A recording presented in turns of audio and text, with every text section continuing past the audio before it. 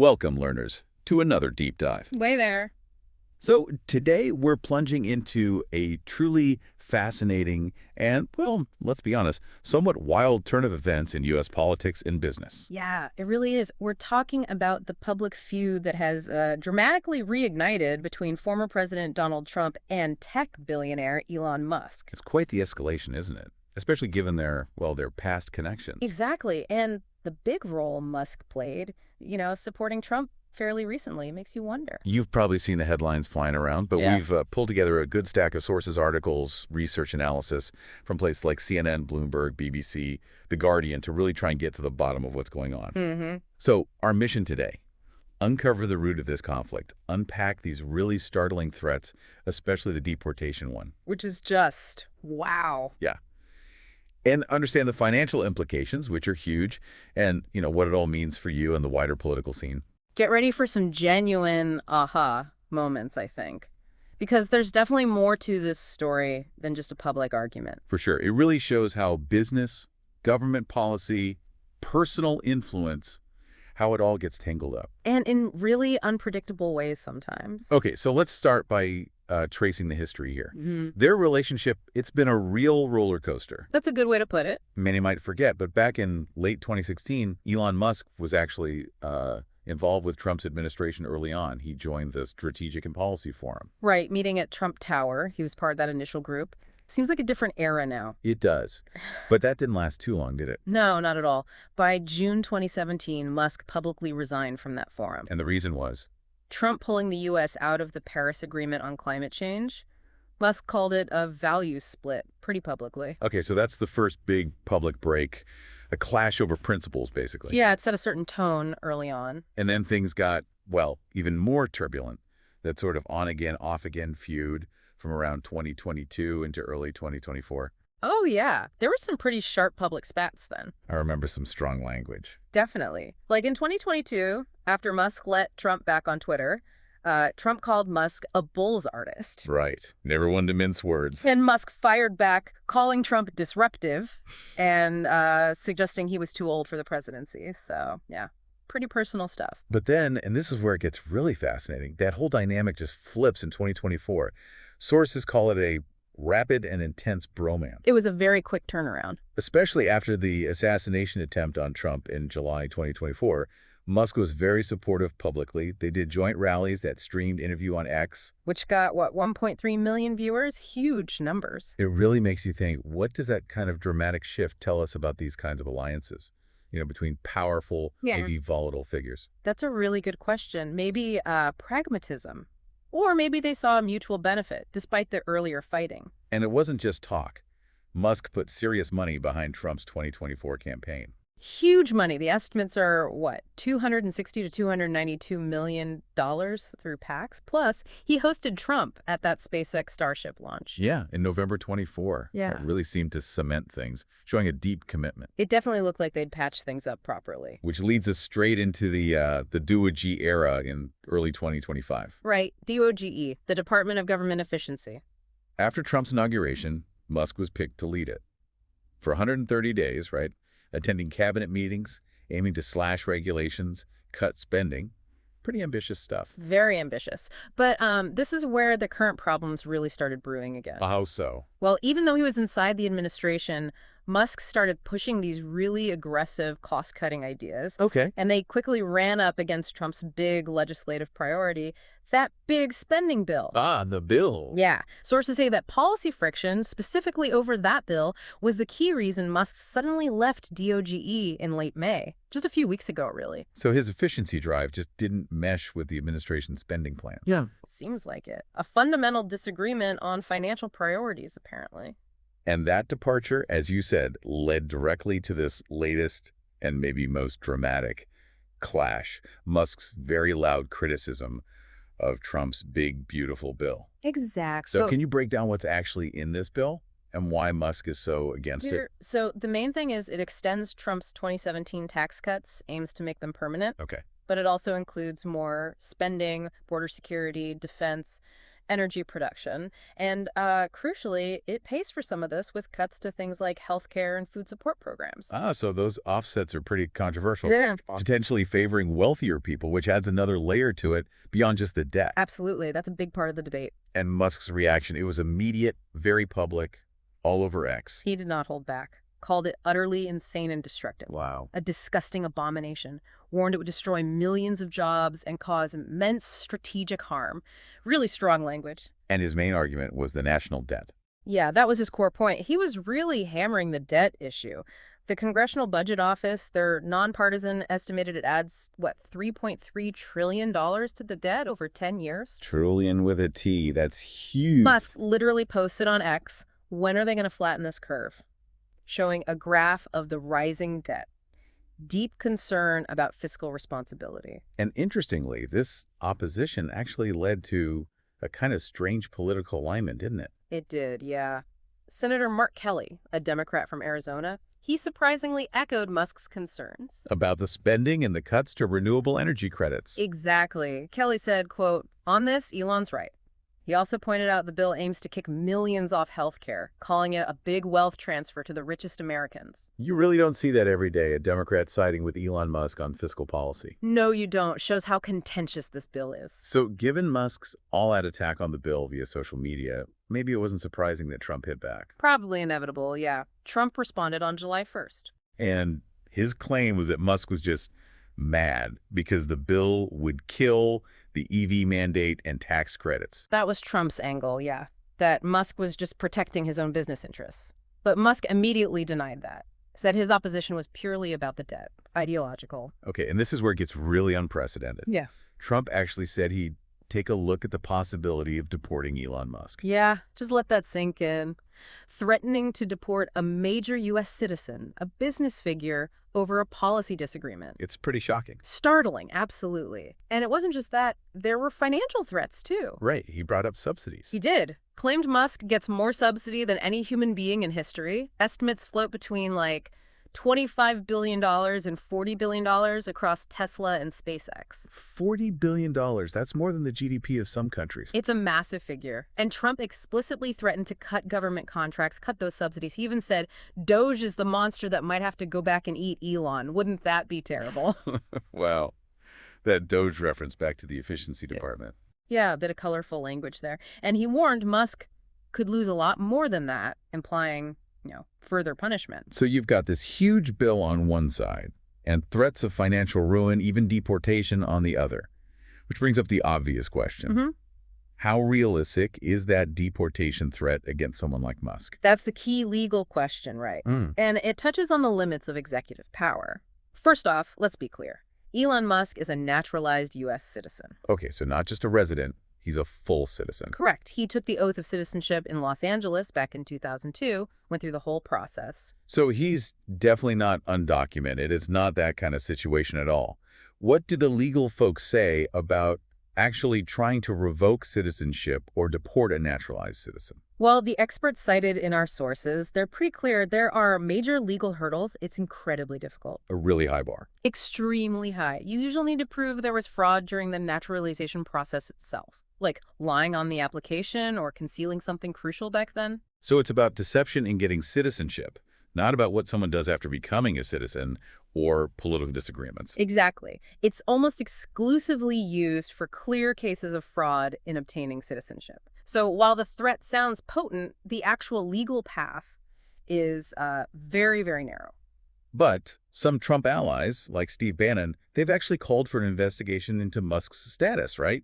Claiming he's illegal. Yeah, that rhetoric is definitely out there. Suggests a political push, even if the legal grounds are shaky. And the Department of Justice is apparently prioritizing citizenship revocation cases under Trump's broader agenda. That's been reported, yes. But it's important to note that's a general policy push, not something specifically targeting Musk, at least based on our sources. And again, the legal standard for taking away citizenship remains exceptionally high. It needs real legal justification, not just political will. Okay, shifting gears a bit. Let's talk about the cold, hard cash. This feud, this very public back and forth. What has it done to Musk's wealth and his company's stock, especially Tesla? Well, the financial hit was pretty immediate and pretty negative.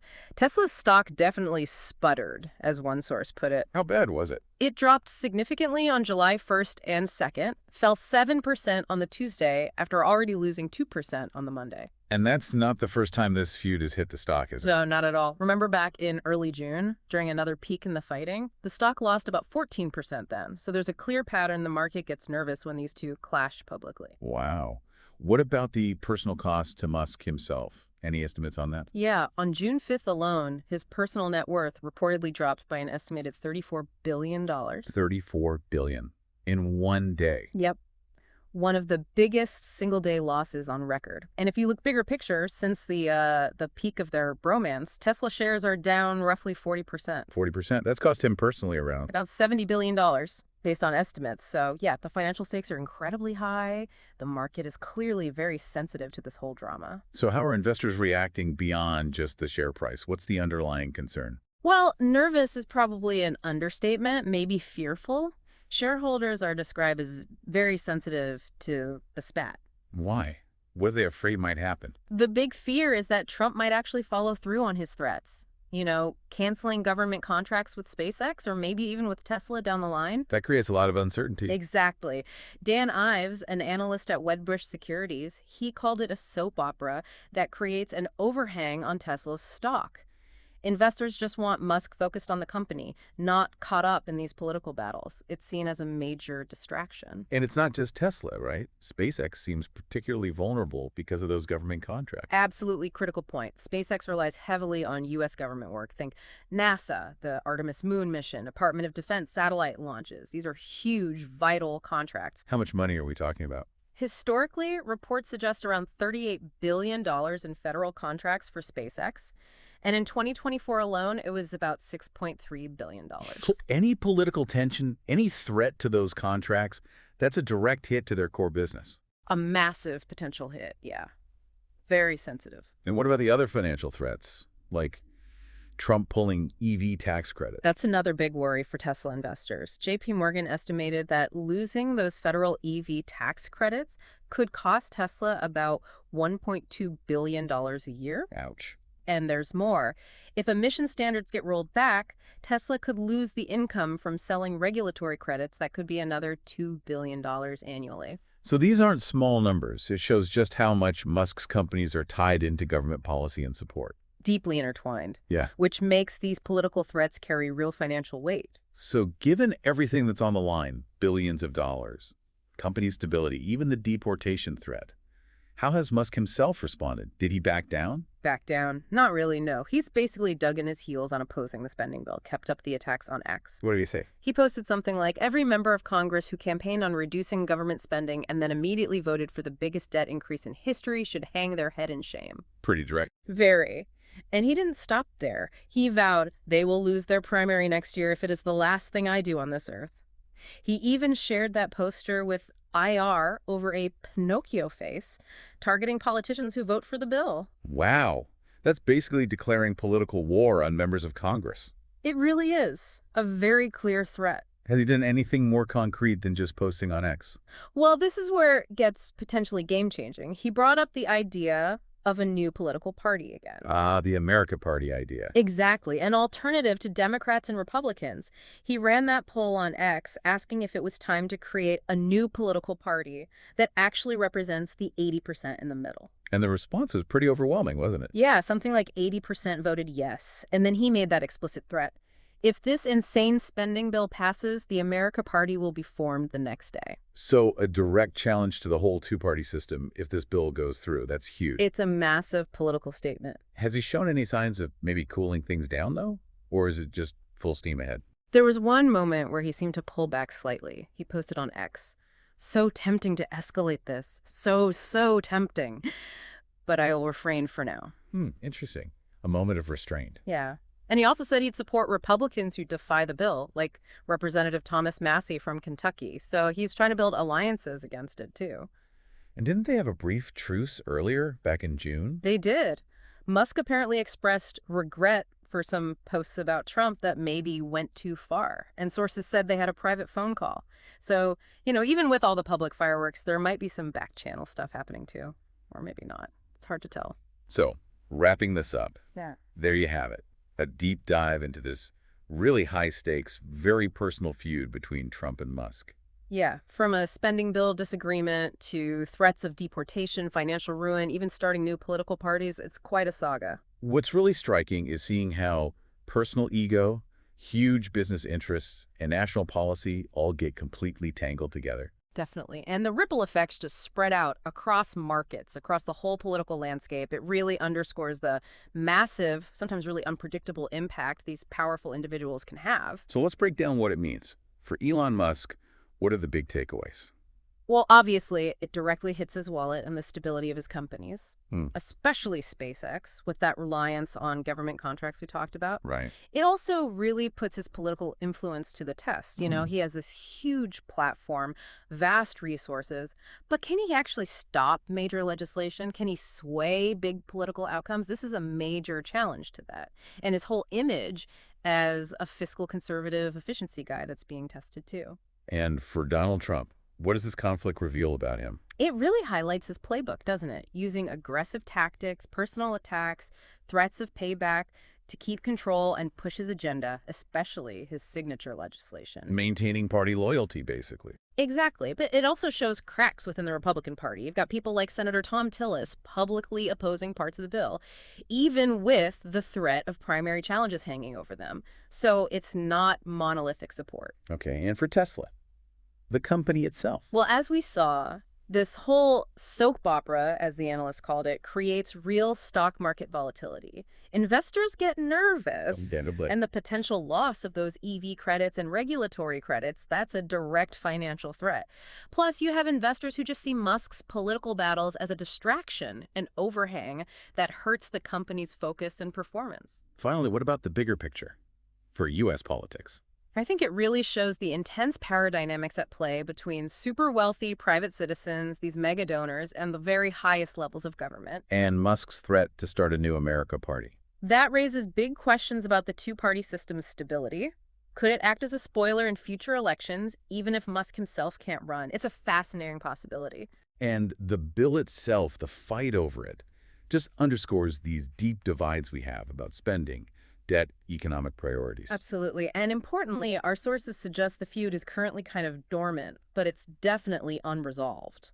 Meaning those really explosive options, contract cancellations, maybe even action against SpaceX, the deportation threat. However unlikely legally, they're still technically on the table. It's a situation that's still very much alive. Yeah, it feels far from over. We really hope this deep dive helped you connect some of those dots and feel a bit more informed about this pretty complex story. And it leaves us with a question maybe for you to think about. When you see this kind of very public, very personal clash involving immense wealth and political power, how might it affect whether other powerful figures decide to jump into the political arena or maybe challenge it in the future? That's a really interesting thought. Does it encourage them or scare them off? Exactly. Something to mull over. Well, thank you for joining us on the deep dive. Yeah, thanks everyone. If you enjoyed this conversation, found it useful, please hit that like button. Maybe leave a comment, tell us where you're listening from. We love seeing that. And definitely subscribe so you don't miss our next deep dive. Until then. Keep learning, keep questioning, and stay well informed.